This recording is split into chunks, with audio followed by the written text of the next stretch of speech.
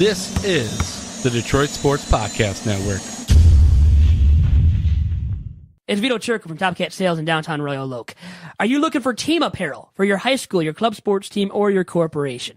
Well, if so, then look no further than Top Cat Sales, located on the east side of Main Street in downtown Royal Oak between 11 and 12 Mile. Through founder and former University of Michigan quarterback John Wangler's leadership, Top Cat Sales has developed a tradition of selling and distributing custom Adidas team apparel with the very highest quality and the very best service. So get your organization, your school, or club team all in with Adidas today by going online to TopCatTeamSales.com. Once again, the website for Top Cat Sales is TopCatTeamSales.com. And remember to follow Top Cat Sales on Twitter at Team Top Cat.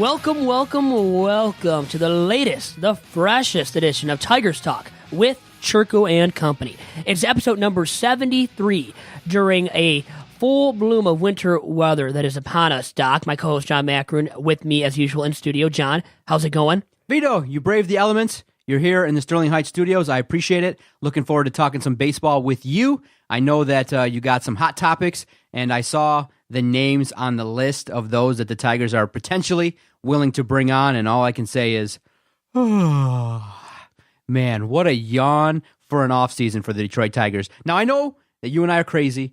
We would sit around and have some cocktails and talk about baseball, but when you really look at it honestly, the Tigers, compared to other teams in the Central, compared to other contenders to win the World Series, just haven't done a whole heck of a lot. And the only way I can look at it is, being that it was around the holidays, it's kind of like, an organization that has no funds that's trying to go out there and try to find trying to buy gifts with no money.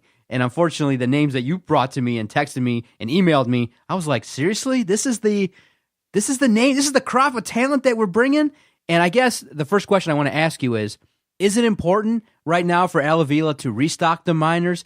Is it something where we just have to accept the fact that there really aren't that many funds, that we're going to have to accept that the talent that's going to be brought on is going to be lesser talent at a cheaper price, and that his primary focus should be restocking the minors so that if in the future there are talented players to bring on, that they can actually offer something? Two things really quick, and not even totally about the question, sorry, but first and foremost, why is it always cocktails that we're having when when we're talking as just friend to friend?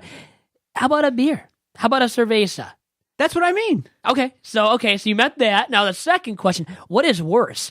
The center field options right now, right? Or the winter weather? Ooh, that's close one, right? Actually, I love this kind of weather. You do actually when it's dreary out? I mean, it's the roads are horrible, they're wet, it's ugly out. It's depressing.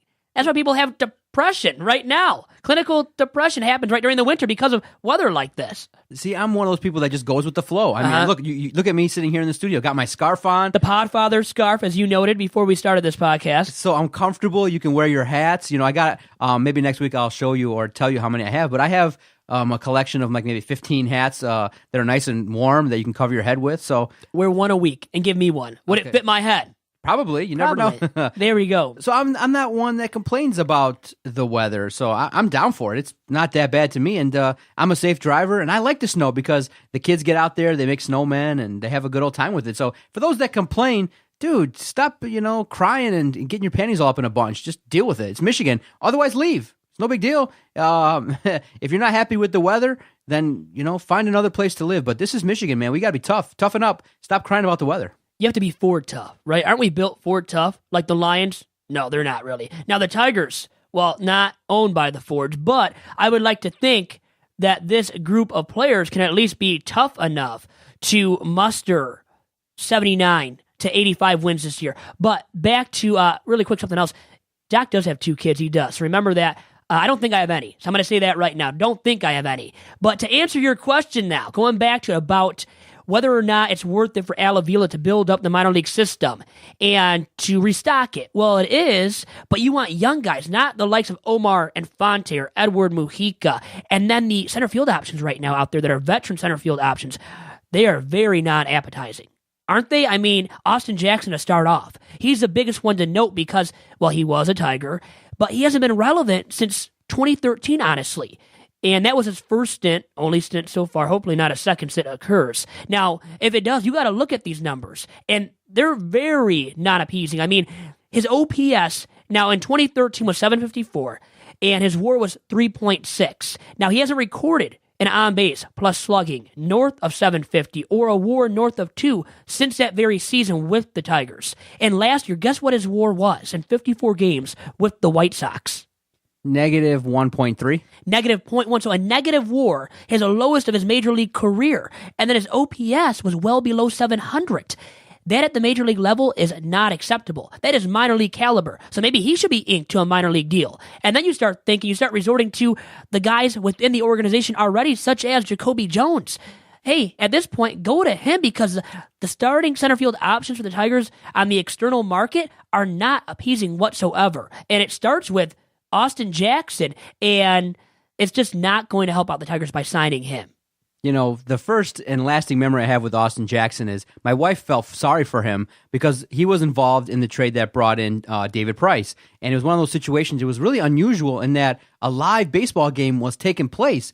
And it was around the 7th, 8th inning or so, and all of a sudden you get a situation where the game was halted, and Austin Jackson's running to the dugout, and it was very unusual. A lot of people had commented about it because it was, in a way, kind of embarrassing for him to get traded like that in the middle of a game, but unfortunately, once the trade happens and it's official, at the time that the deal is made, he cannot be on the field for the Detroit Tigers, and my wife always felt sorry for him. So anytime we bring up the name Austin Jackson, she just always goes, "Oh, is that the guy that had to get cut out from the game?" But in the end, you know, when that name is brought up as a potential replacement, I just go, you cannot sell that to your fan base. You can't bring back a retread like Austin Jackson. I just think that you can't let even these rumors come out.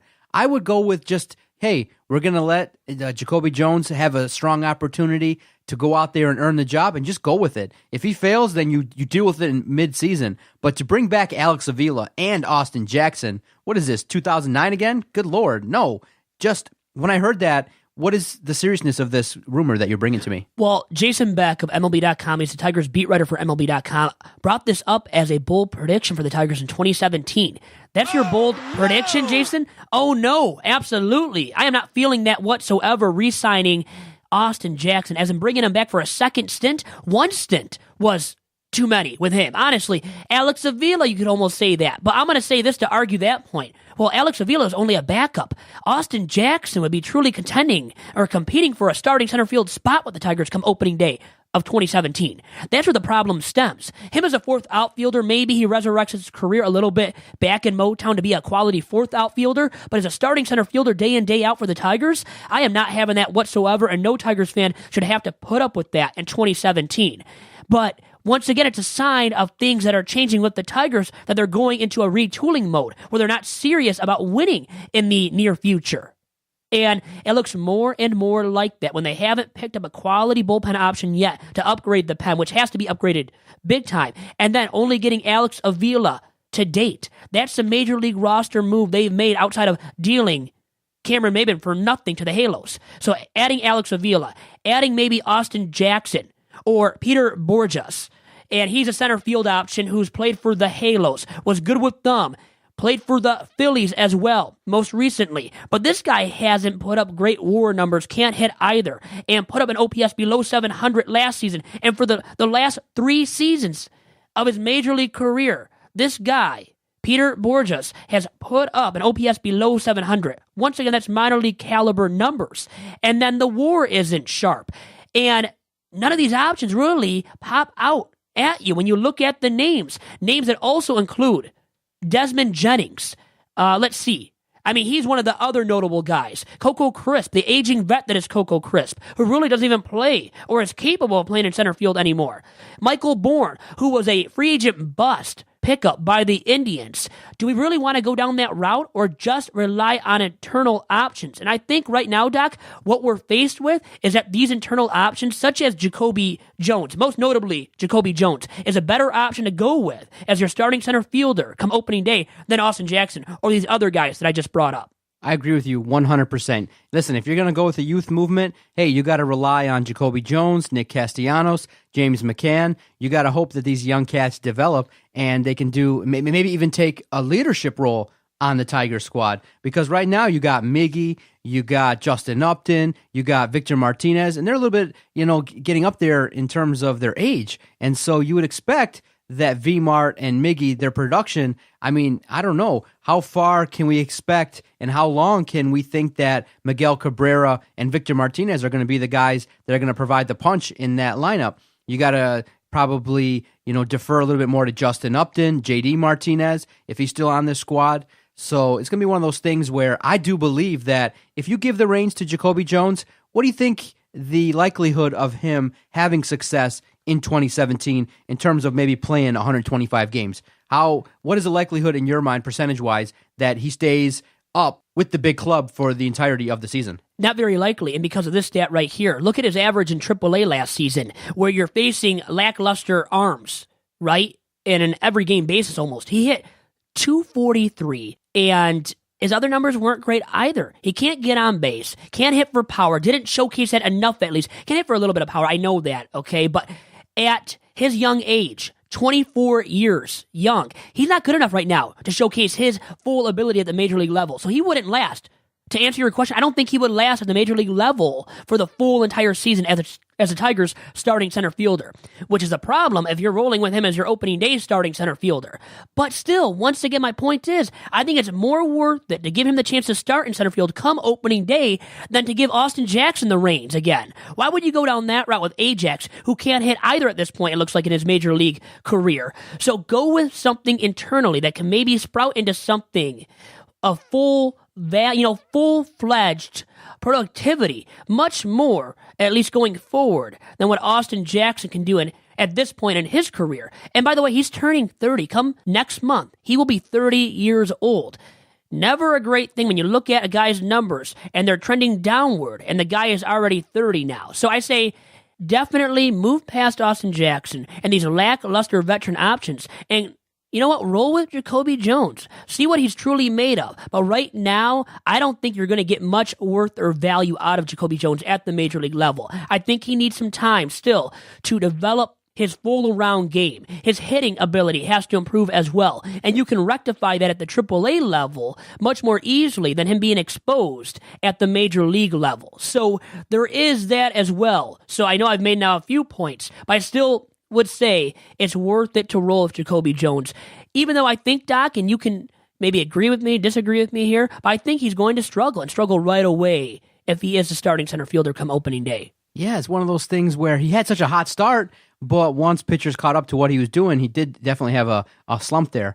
I want to ask you about this player because I was reading about him in the newspaper. So Dixon Machado is a guy that's really baffling in terms of how the organization is using him. It's a situation where I guess he's viewed by the organization as potentially being an everyday shortstop.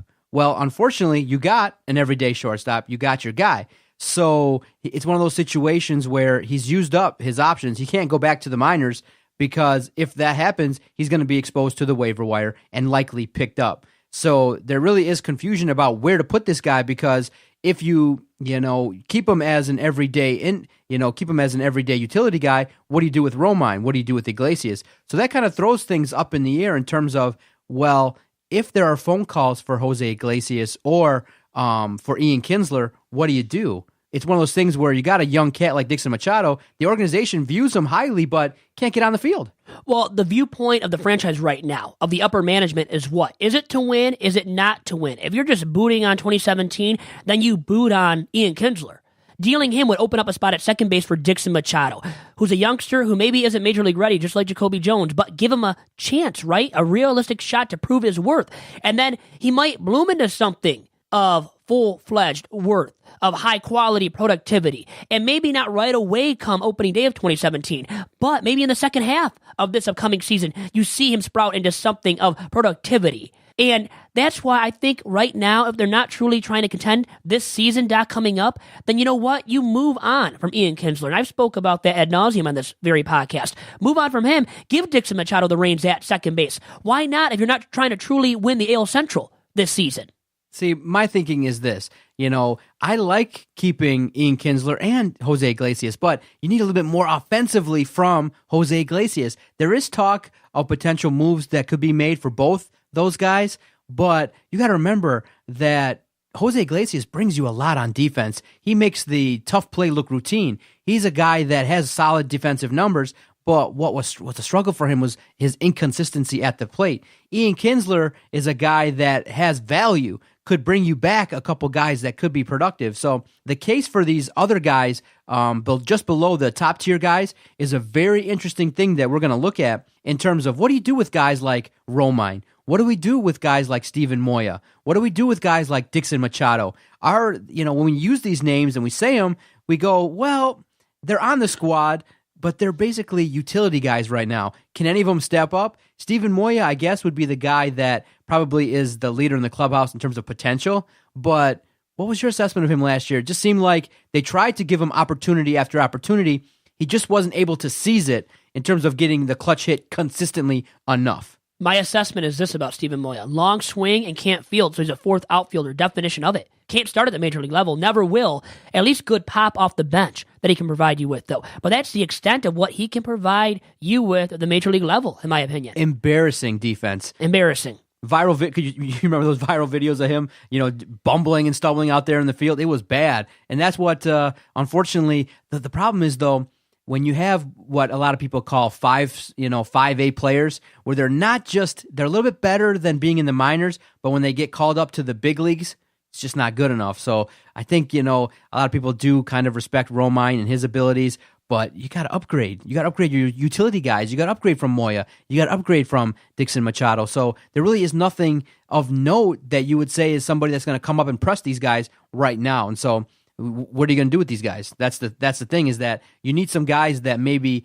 we don't know about or that are going to, potentially rise up from the minors and do some things. But right now, there is nobody besides Jimenez. There's nobody that's catching fire that we want to just have up here right away coming out of spring training.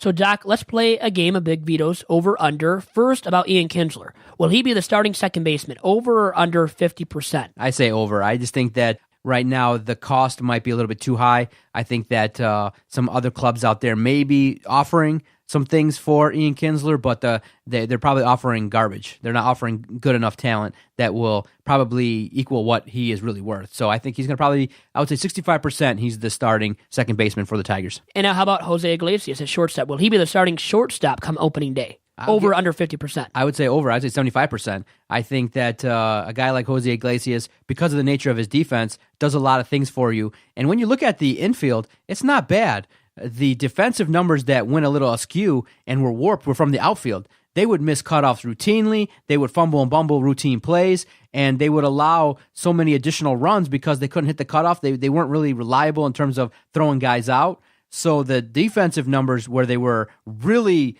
when you look at it, really a bad eyesore was in the outfield. When you look at it, Justin Upton, he's not known for being a solid outfielder. Jacoby Jones, not looked at as a solid outfielder. You had Steven Moya out there last year. JD Martinez is okay, but, he got hurt in the outfield.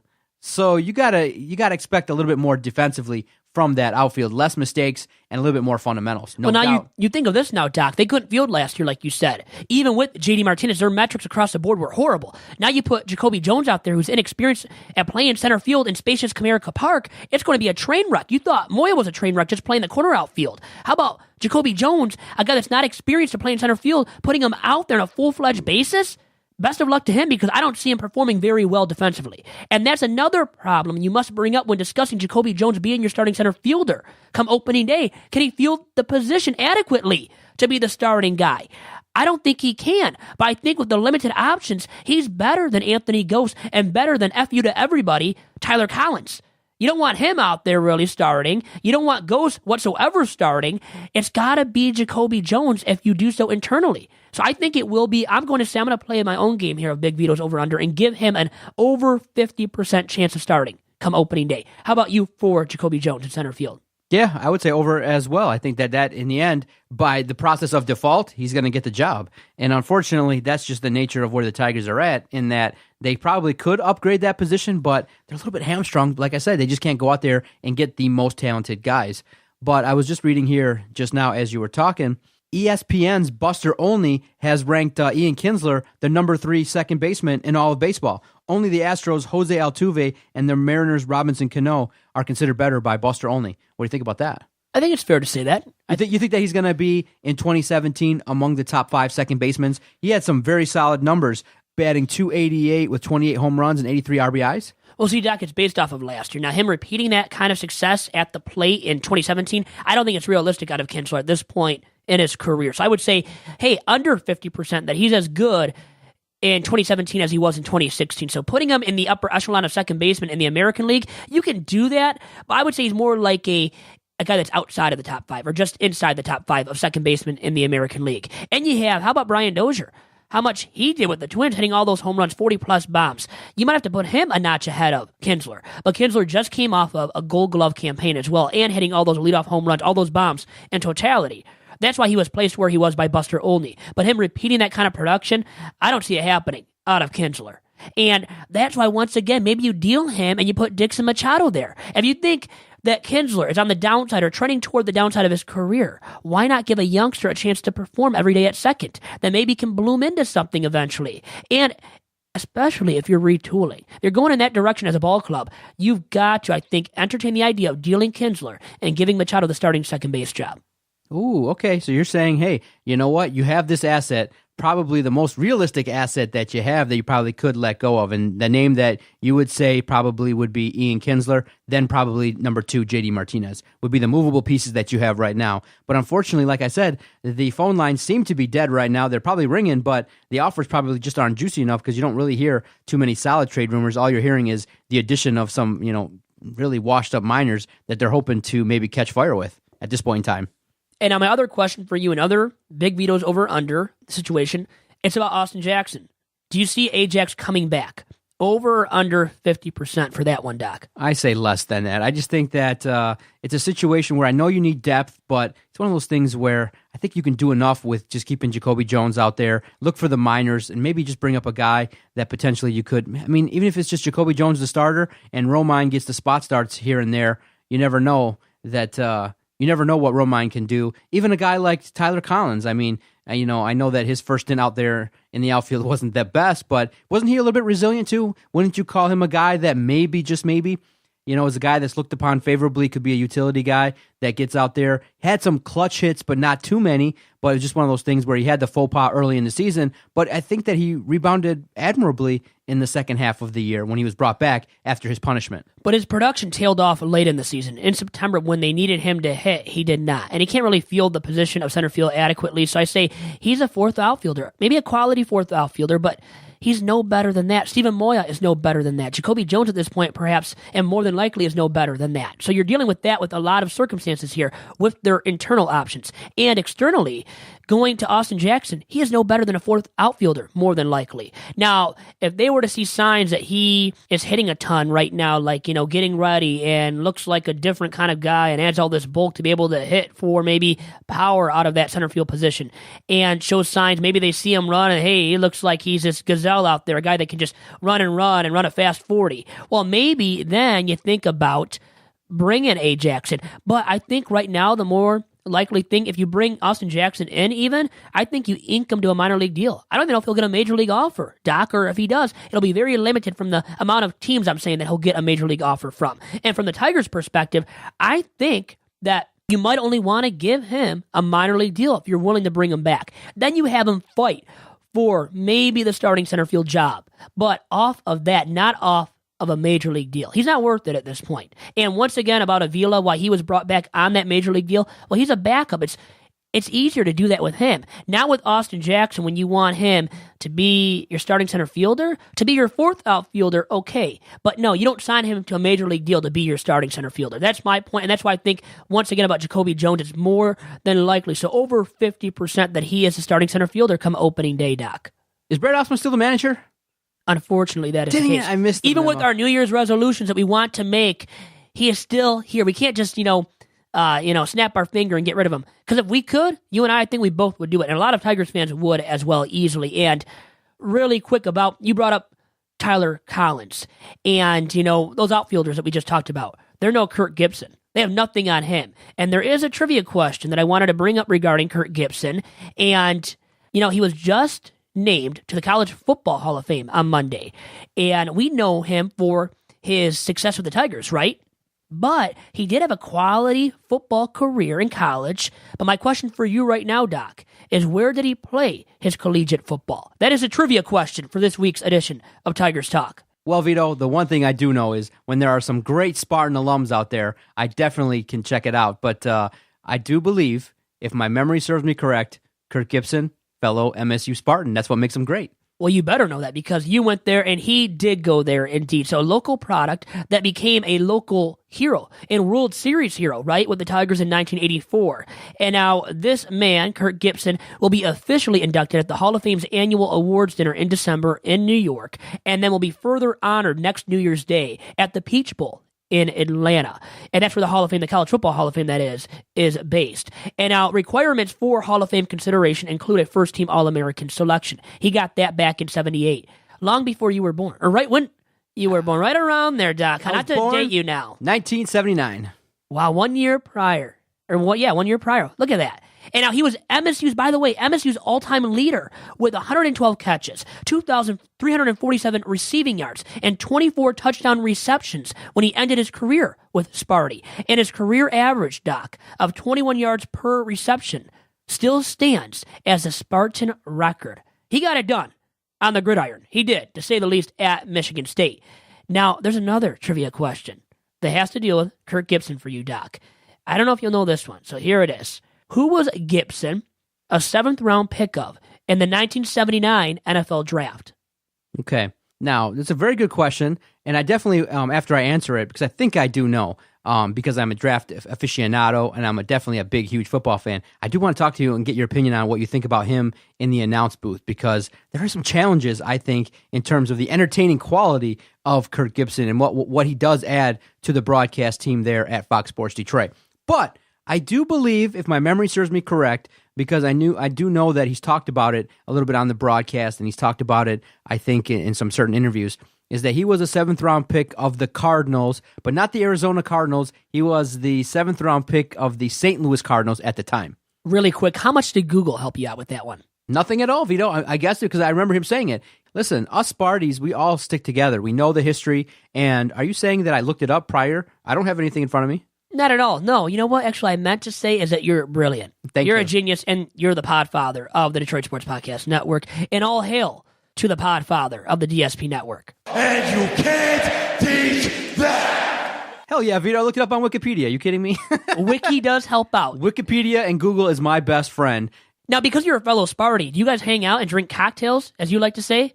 A few cocktails once in a while, maybe in Royal Oak or somewhere local to Sterling Heights, Doc? After, I think he's heard my review before, because I have been blocked by Rod Allen on Twitter. You were really? By Roderick? Yeah, that was a misunderstanding. That was an indirect fire. You know what happened? Is that we get like 500 tweets a day, right? And you know I like everything. Well, I know I do believe that a couple came across that weren't so flattering, that tagged me and Rod Allen in it. So if I met him personally, I probably would get unblocked. But because I liked it, that he's probably like, oh, just go through, block all the clowns. And I was, I was part of it. But my opinion is this. The broadcast of a baseball game is something that is really important because, it's a 9-inning game. You're going to spend roughly 2.5 to 3 hours listening to the analysis. And I like the team of Mario Impemba and Rod Allen. They do a good job. But what Fox Sports Detroit the last couple of years has done is tinker, I think, a little bit too much with the addition of Jack Morris and Kirk Gibson, rotating sometimes with the 3-man booth, sometimes with just Jack Morris, sometimes with just Kirk Gibson. And unfortunately, Kirk Gibson has a lot of inside baseball knowledge. It's just his delivery sometimes is very sedating. And it's one of those things where you go, when Kirk does it, you love him, you have an utmost respect, but it's just one of those things where sometimes the fire in terms of the call sometimes just a little bit on the lighter side that I would like.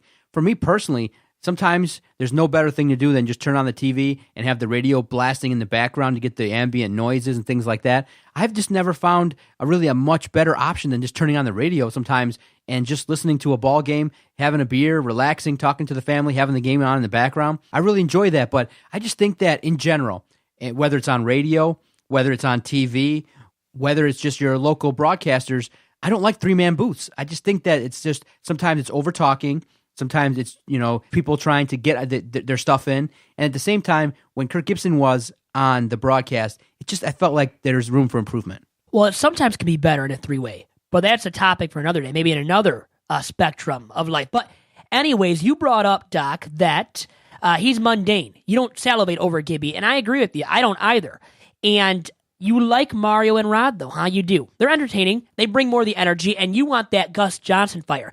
Now, none of those guys really do that. Roderick can bring the humor, though. I like Rod Allen for that, and Mario Impema knows his Tiger stuff. But another point you brought up, you put on the TV at times and listen to the radio. Yeah. Aren't you wasting money? You're wasting valuable electricity there? Come on, Doc.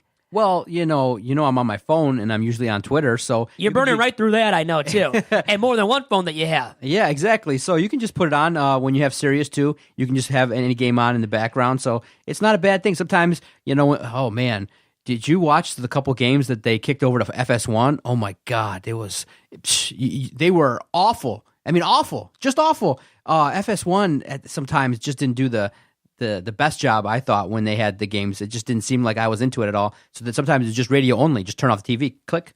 So it's just one of those things where, hey, you don't knock anybody that's doing it, but for my liking and my taste, I wasn't a fan of sometimes some of the television side of things. I thought the radio was just flawless, really, a lot of the time. Dan Dickerson, now the voice of the Detroit Mercy basketball team, the men's basketball team, huh? So he's doing some of that now. He's a guy you can learn a lot from. And he brings the energy and the knowledge. And really, you need both, but I think you have to be even more entertaining at times. Did you really, really knowledgeable. Did you like when Dan did the TV and Mario on the radio was unbelievable? I like that flip-flop. They were trying to change some stuff up to kind of spice it up a little bit for the broadcast. And I think the viewers did like the idea of that. Now, how about you? I liked it a lot. I definitely liked it because, like I said, Mario, who's been on the podcast quite a bit of time, and he did a one-on-one feature with us. He's got an expansive knowledge, and he has an extensive history, and he's a hometown guy, so he's got a lot of knowledge and very well prepared about the Tigers. I like two DDs. I like Dave Dombrowski. Loved him as Tigers, front office executive, team president, team GM, and I like Dan Dickerson. I like my DDs. I like that. I can say that much. And you know who else I like a lot, guys? The Doc. John Macaroon, the podfather of the Detroit Sports Podcast Network. And we have another entertaining edition of Two Bad Hombres as well being released later this week on Saturday. Tune in for that. That'll be episode number 2 of the pod.